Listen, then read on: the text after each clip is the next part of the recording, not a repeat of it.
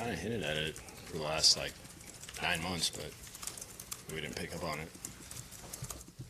But really, at the end of the day, we talk about that being one of the most important positions in professional football, and our thought process is we're going to try to develop guys and get them ready to go, and if we ever had any situation where we need the next guy to get up, we want to make sure that we have the right guy. We're going to keep working with the 2 guys we got. You anticipate keeping all 3 guys all year? Yeah. Adam, when you look at the 53, what do you see now? Kind of what we envisioned. I mean, this is, we've gotten to this point fairly healthy. We've had a couple, losing Mike for a little bit, Hall.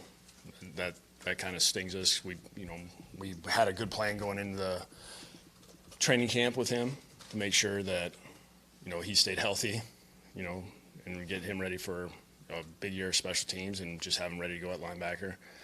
And, losing him in that preseason game, that stung a little bit because he's an impact player for us in special teams.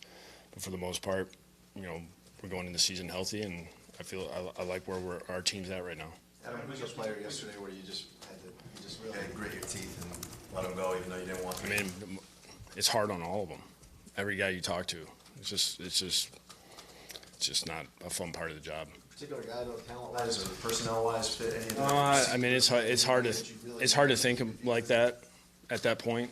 It's just that those guys have been working here since April, even longer. Some guys have been here multiple years. It just makes it really hard. I guess we'll see when you release the depth chart. But do you have a number 2 and a number 3 in mind at quarterback? Yeah, we'll kind of see. Might be an or, and we'll see. With the decision for Tony Lippett versus Cornell Armstrong, what went into the thought process there? That one.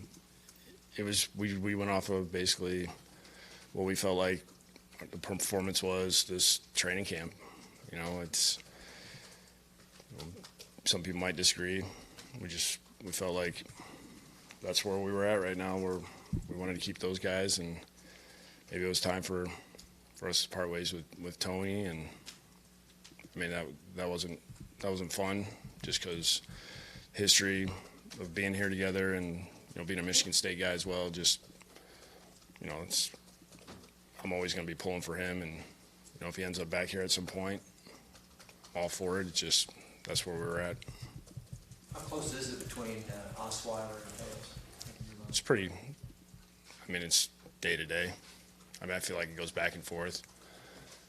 It's one of those things. It's just who has the best protection on that particular night. It seems like that guy has a good night in preseason, and it's really that's what's always going to make it tough of who's the backup, because you're guessing a little bit. Is that good? Is it bad for you? It makes it hard, but if it was easy, more people would do it, I guess. What did Isaac Asiata not do that, He's a young player. There's some things that we just, I mean, if he ends up back here, practice squad, and who knows, in 2 weeks, maybe he's up. I mean, you never know. And I think we made some strides, but this year we really, the numbers that we kept and, having 2 tackles that we feel good about, that one that we feel like can play guard too if we needed to, that was kind of the direction we went. And I think he's getting better. I do think he got better during this preseason and this training camp. And it's just the numbers got tight. The decision to go with 5 wide receivers, was there one close to making that 6th spot, or was it pretty clear? I mean, it's always close. It's just you have to look at big picture. But I think the 5 guys we got, I like that group. The Carew time here, is there anything that comes to mind and why you fell short here? Well, I mean, you just never know how the rest of this is going to play out, just especially with the way practice squad is nowadays. And, you have those exemptions to where guys that have actually played could be back. And I think it was just it's a tough room to crack. I mean, those guys that we have right now, I think Jakeem's really found something to where he's contributing on offense, and we really like him at the spot he's been playing. I think moving him outside last year was huge for us and for him, and he feels comfortable. And those corners are not happy to see him because of his speed, and he's making plays, and he's getting better at catching the ball consistently. I think that makes it tough when before it was like 3 guys and we're always looking for that 4th and 5th. Now it's legit. You got 5 guys that you feel really good about. How do you feel about this team and what its strengths are at this point? I like our team. I like the fact that I think we're a team. That's the best part about our what we have going on right now is that locker room. I like where those guys are at, and I'm not really worried about what anybody else thinks about that, because when you're not there every day and around these guys and watch them work, watch them in meetings, watch them at practice, you don't know. You look at a piece of paper. That's why they play the games. How likely is it that 2 receivers will practice this week, Devontae Parker and Jakeem Grant? I don't know. I'm not there yet. With the Ted Larson's injury, where's his status? He'll be all right. He'll be all right. He's cleared to play. Yeah. No, we'll be good. We're good there. It was, we probably got scared more than anything. I know it looked bad the way he went down.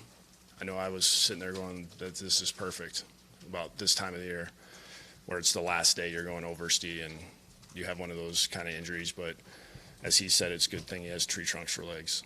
Do you anticipate, I guess, Hull and Brindle moving to, an IR or something? Yeah, we'll get to that here in a few hours. So Adam, you mentioned the respect that Kendall Langford has in the building. Was there anything he else he could have done? Was it just I think it's tough because I think Vincent is playing really well.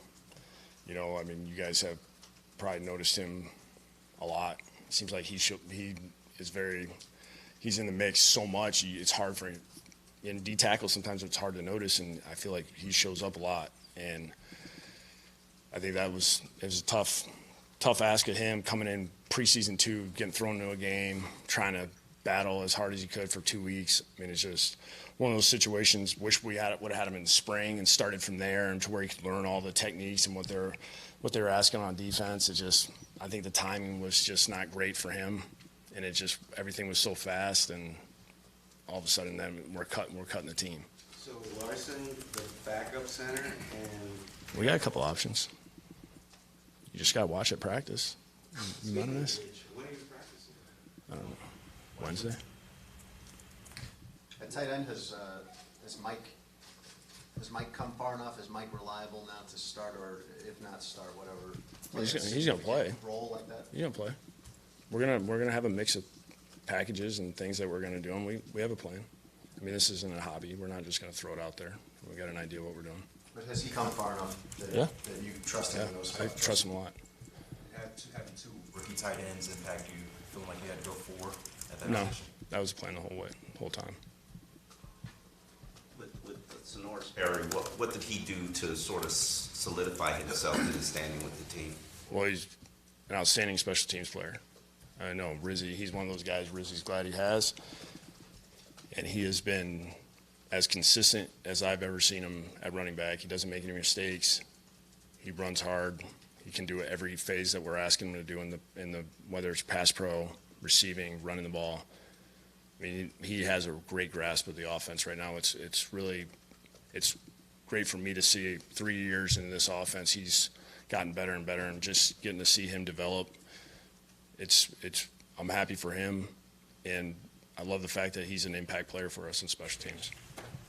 Can you talk about what it's like with 1,100 players released? It must be mind-boggling to go through each one. I know the scouting department, personnel department, but you've got to look at each one and say, is he better than the guy I have at that position? Yeah, that's the good thing is our pro guys do a great job of keeping up throughout spring, summer, training camp. They listen to everything everybody's saying. Everybody's got different teams, and they kind of are able to project. And if somebody gets cut free, they is flagged, and we have an idea. And it just kind of shortens everything up for us instead of going through there that night. I mean, there's a little bit of a progression there to where those guys prepare, and I mean, it moves quick. Like, they do a great job to where, right away when everything starts coming out, they're in your office like, all right, this guy, or this guy, for this spot, and you start talking options. I mean, everything moves real quick. Time goes fast, though. I know that. And next thing you know, it's really late at night, and you blinked your eyes. I asked you going into the Carolina exhibition game, did you have an identity? Do you have an offensive identity?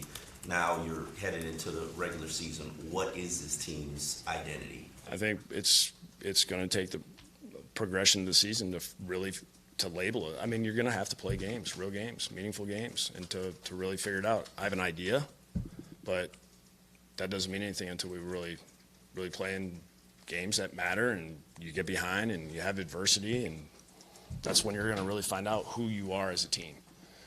But like I said, I have an idea of what I think what we are and who we are, but really we have to prove it. Does it mean anything to you that you kind of led the league in rushing most of the preseason?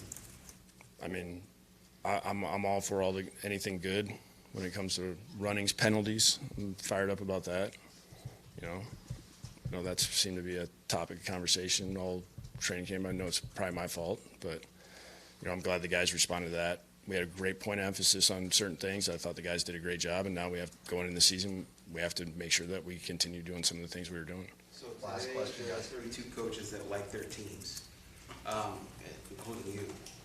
Did you like your team on the first day after cutdown day last year? And so what's the difference? I wish I could remember that day. Did you So I have feel like feelings that it was- I don't exactly remember what I truly felt that moment, because I know we were dealing with a lot of things between Ryan, Ted. I think we were just informed that there was a possibility that a hurricane could hit. I just feel like there was a lot of other things that were going on besides just us cutting down our team. It's a different feel for me, I think, in year 3, because you've experienced so many. It feels like a lot of things have happened over the last 2 years, and it's good or bad. It's been great learning experiences for everybody in the organization, and I feel like this year, we have a really good understanding of who we are, what our locker room is, our players. I like where our health is. I feel like it puts us in good position to start moving towards this season, kind of see what happens. Thanks, guys.